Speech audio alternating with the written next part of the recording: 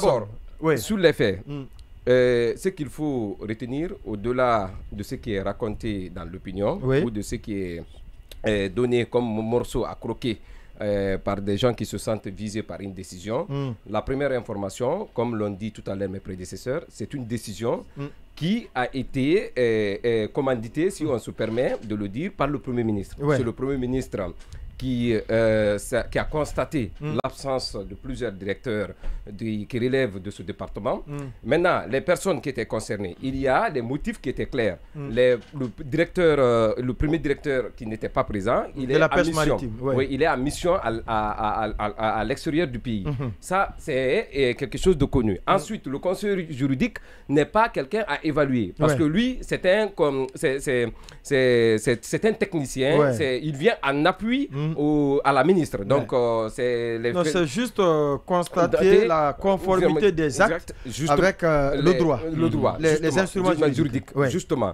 Donc, sur la question de Bakary, parce que même la défense aujourd'hui qui est déployée au sein des médias n'arrange pas Bakary. Parce que quand on dit que c'est quelqu'un qui ne prend pas part aux différentes réunions de cabinet, je pense que cette décision peut s'expliquer. Si quelqu'un refuse de prendre part aux réunions de cabinet et qu'une réunion est convoquée avec le directeur, avec le premier ministre chef de gouvernement, c'est quelqu'un d'ailleurs qui a l'habitude et qui a la coutume de s'absenter. Son adjoint était présent dans la salle, il était là, il a préparé l'évaluation. Mais si le directeur n'est pas là, le directeur général adjoint est là, ou le directeur national adjoint est là.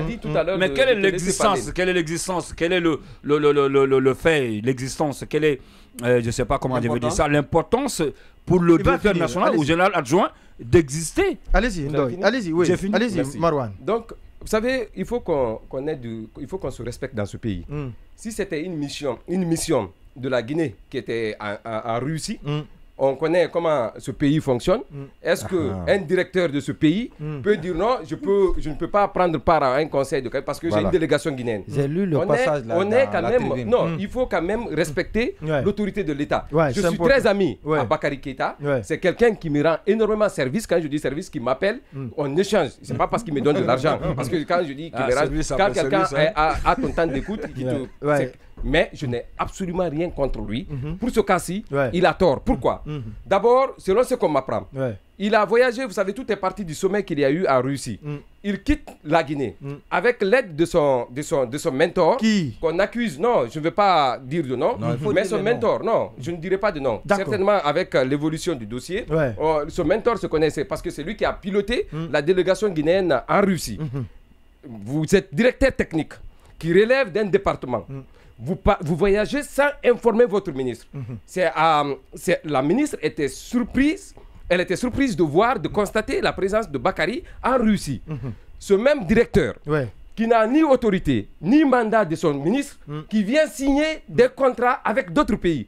Disons-nous la vérité, il faut qu'on se respecte. Vous avez vu un directeur technique engagé, engagé un État. On parle de la présence de Bakary ou de son absence. Non, il est en train de déplacer le débat. Il est en train de déplacer le débat. Mais vous êtes en train de déplacer le débat, vous aussi. On vous rappelle le fonctionnement des entreprises publiques. Non, tu auras ton débat. Il est en train de déplacer le débat. Allez-y, non, c'est que vous n'avez pas permis. Non, je vous laisse partir. Je vous laisse, je vous laisse évoluer, mais c'est ça que vous avez rappelé tout à l'heure. Tous ceux qui ont parlé ont versé dans le même sens. Parce que moi, je voudrais juste, j'ai eu la chance d'avoir certaines informations. Allez-y. Ce que je vais mettre à la portée de l'opinion. Aussi, quand il y avait l'antenne, tout à l'heure. Allez-y. Non, mais c'est important de le signaler. Non, on le laisse. Donc, Bakary voyage sans informer sa ministre. Donc, ça, c'est un début de frustration, c'est un début de problème, c'est un manque de respect. Il faut qu'on ait le courage de dire cela.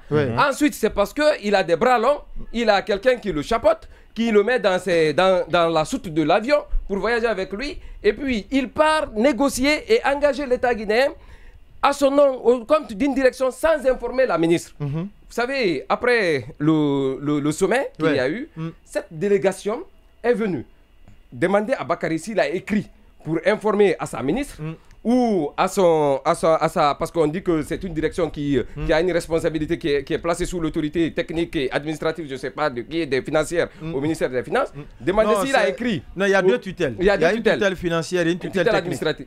Technique et administrative. Demandez à monsieur le directeur Bakary s'il a écrit à madame la ministre, s'il a fait un rapport pour parler de ce qui s'est passé. Entre-temps, cette délégation vient en Guinée et il invite la délégation. Dans un pays normal, est-ce que Aboubacar Condé, moi qui suis dans cette émission, si je veux proposer des sujets, je passe par qui? Par le DEX central. Est-ce que c'est parce que je suis dans l'émission que je dois imposer des gens? Pas du tout. L'ordre est là, mais si on veut faire respecter l'ordre, tout est parti parce que c'est un gouvernement miniature, une radio. Le fonctionnement d'une radio, c'est un gouvernement miniature. Et l'émission, c'est la radio aussi en miniature. Ça, c'est le gouvernement. Ça, c'est le conseil des ministres. Parce que c'est ici où on déballe tout. Maintenant, pendant ce temps, on dit que les rencontres sont annoncées avec la primature. Même si c'est de façon, ça a été pris au loto, c'est au hasard. Le choix est tombé sur le ministère de l'enseignement et comment on appelle, le ministère de la pêche.